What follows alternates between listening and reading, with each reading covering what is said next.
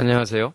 무탈한 사회를 위한 현재순의 무방비 탈출, 산재왕국 대한민국 3회 방송에 대한 응답방송, 응답하라 무탈이란 제목으로 3회에 걸쳐서 방송을 내보내도록 하겠습니다.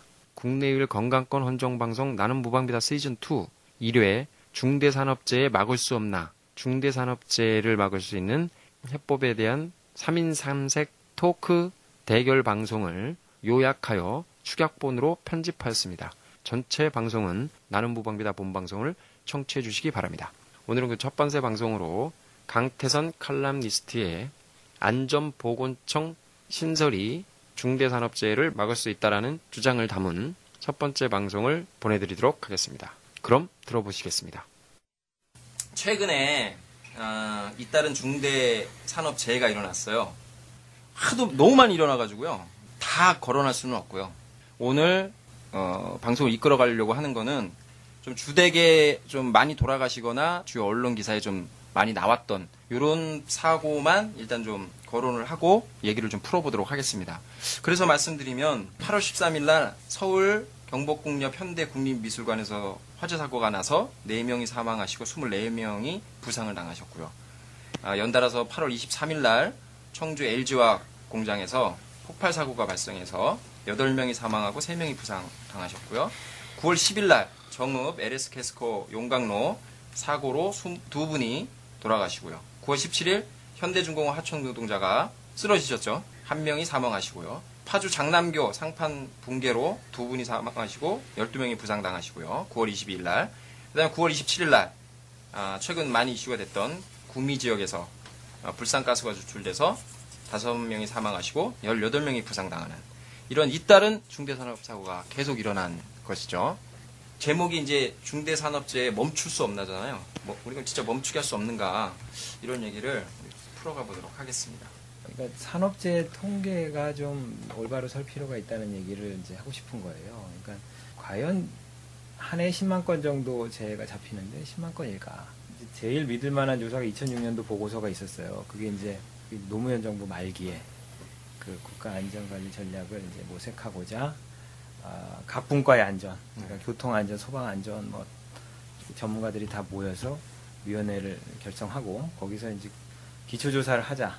맨 먼저 기초조사 필요성이 제기됐고 거기서 이제 조사를 해봤는데, 그러니까 손상으로 진료를 받은 사람들한테 역으로 전화를 다 해본 거예요. 그래서 이제 전화를 다 해보고 어디서 다쳤냐 이렇게 해서 분류를 다시 해본 거죠, 정확하게. 그랬더니 250만. 10만 명이 아니라 250만 명이다.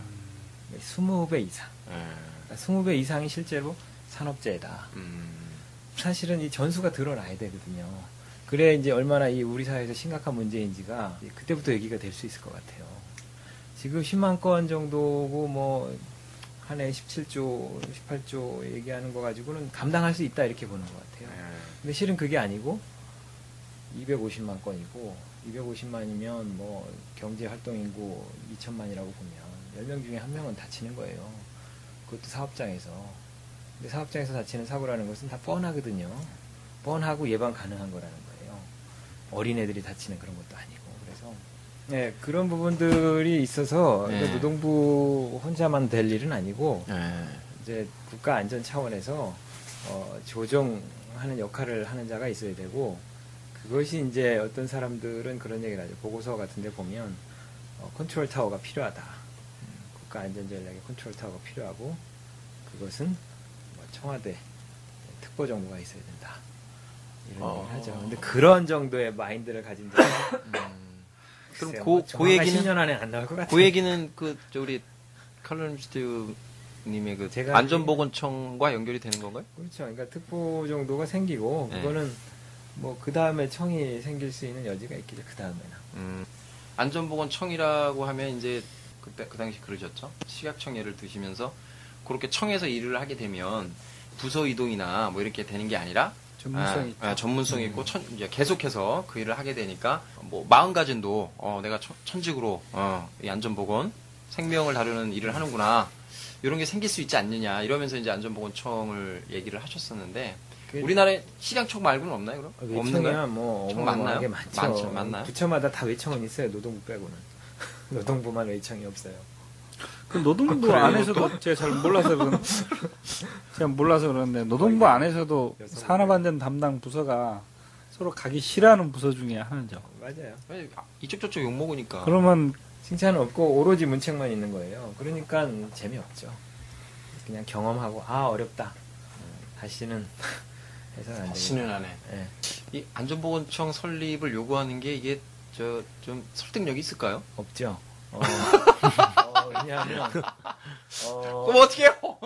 왜냐하면 지금 뭐 조직 하나 만드는 것은 절대 안 하려고 하죠. 그것이 뭐 우파든 좌파든 안 하려고 하는 게 대세인데 그래서 최근에 논의가 되고 있는 게 이 노동안전보건을 노동부에 남겨둬서는 안 된다. 네. 노동안전보건을 아예 띄어서 노동과 복지를 연결해서 보건복지부 산하로 그러니까 양대 식약청과 노동안전보건청 주민들의 이런 안전과 건강을 대표될 수 있는 식약청, 예. 그다음에 일하는 노동자를 포함한 그로 인한 주민들이 피해 입는 예. 거 안전보건청 이렇게 그렇죠. 제안을 하자는 거죠. 환경의 요건 문제까지도 설득력 있나요, 요거? 환경의 문제까지도 요건 설득력 있나요? 그러니까 저는 야, 어느 게 현실적인가, 어느 게 설득력이 있는가. 우리가 이제 너무 큰 얘기를 하는 설득력의 측면에서 사실 그게 얘기가 되고 있는 거야. 무슨 얘기냐면 지금 신자유주의의 여파로 인해서 이 왜 고용부로 이름을 이제 그러니까 변모해 가려고 하냐면 기본적으로 이 노동에 대한 규제 있잖아요. 네. 이런 부분들에 대해서 친기업 정부들이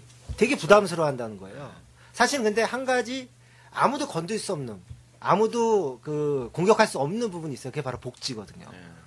그러니까 복지 부분에 대해서는 안철수, 문재인, 박근혜 후보가 공히 사실은 대리점 찾기 좀 어려울 정도의 경쟁 각축전을 벌이고 있어요. 경제민주화. 예, 그 노동복지로 연결이 되면 사실은 신자유주의의 그 친기업 정부 또는 이 규제 완화의 측면에 있어서 네. 약간 비껴서서 좀 논의를 전개해 나갈 수 있는 여지들이 좀 만들어지거든요. 이제 그런 측면에서 보면 아까 얘기한 설득력 그리고 이런 부분들이 좀 국민들에게 좀 가지고 있는 이제 그냥 노동, 그다음에 규제 이런 거보다 노동복지 그 측면에서 이 노동공학권을 좀 풀어나가는 좀 설득력이 있을 수 근데 있죠. 받을까요? 반대로 저는 또 네. 그런 생각도 했어요. 노동부를 옛날에 부총리급 있었잖아요. 그 격상된 어, 뭐 교육 교육부총리처럼. 뭐 그런 것처럼 아예 그냥 노동부를 제일 상위에 있는 부처로 노동부총리 이렇게. 그래야 그 안전보건 하는 사람도 끝발이 있을 거 아니에요. 아주 끝발이 없어 우리가 어딜 가나. 노동조합에서는 노안부장도 끝발이 없고 다 없어. 노동부가 제일 끝발 없으면 이건 말이 안 될 것 같아요. 그래요. 그런 생각도 그러니까 우리가 노동부의 끝발을 세워주기 위한 지금 계획을 세우고 있는 거예요. 지금 전략을. 방울 달아주면 잘 하려나? 자, 우리 노동부 기세워주기 위한 전략을. 어디 방송이 이렇게 가고 있는 거야, 지금? 하여튼 노동부에서 일하는 사람들도 하고자 하는 의욕도 생기고, 보람도 있고, 뭐 이래야 되는데, 맨날 욕만 쳐먹고 이러니까, 있으려고 하지도 않고 뭐 이런 건데, 이게 뭐 결론을 낼 수는 없는데, 어쨌든 보건복지부 산하 안전보건청으로도 한번 뭐 요구를 해보는 게 어떠냐 이런 말씀도 하셨는데, 실태를 제대로 조사하려면 사람이 이게 예. 머리 똑바로 박히고, 의지가 있는 놈들이 있어야 되는데 그런 놈들이 없다는 거 아니에요 지금 노동부에는. 근데 그거 좀 그런 약간 사람이 있죠. 있어요? 그렇다는 얘기는 아니고 그런 사람들이 길러질 수 있는 극히 드물다. 예. 길러질 수 있는 구조가 아니라는 거예요. 저는 네. 뭐 공무원들 되게 똑똑해요. 네. 똑똑하고 능력 있고 다만 그런 시스템이 아니면 네. 그렇게 될 수 없다는 거예요. 그래서 청이라는 그 조직이 만들어진다면 그 조직에서 그 좋은 정책과 이런 것들이 반드시 나오리라고 보거든요. 예를 들면 소방방재청이나 그럼 그 소방방재청도 안전청 있군요. 같은 데가 아주 좋은 사례예요. 아. 공무원들이 더 잘 알아요.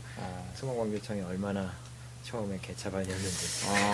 근데 이제 저는 지금 이제 강 선생님 의견에 이제 동의를 하면서도 이제 반대하는 부분이 있습니다. 그러니까 그게 이제 근본적인 해결책은 될 수 없다는 거예요. 그러니까 부수적인 하나의 좀 보조적인 역할은 할 수 있지만 근본적인 해결책은 될 수 없다. 그 이유는 강태선 칼럼리스트의 안전보건청 설립 주장에 이의를 제기하는 유성균 의무사의 중대산업재해를 막을 방법 두 번째 방송에서 계속됩니다.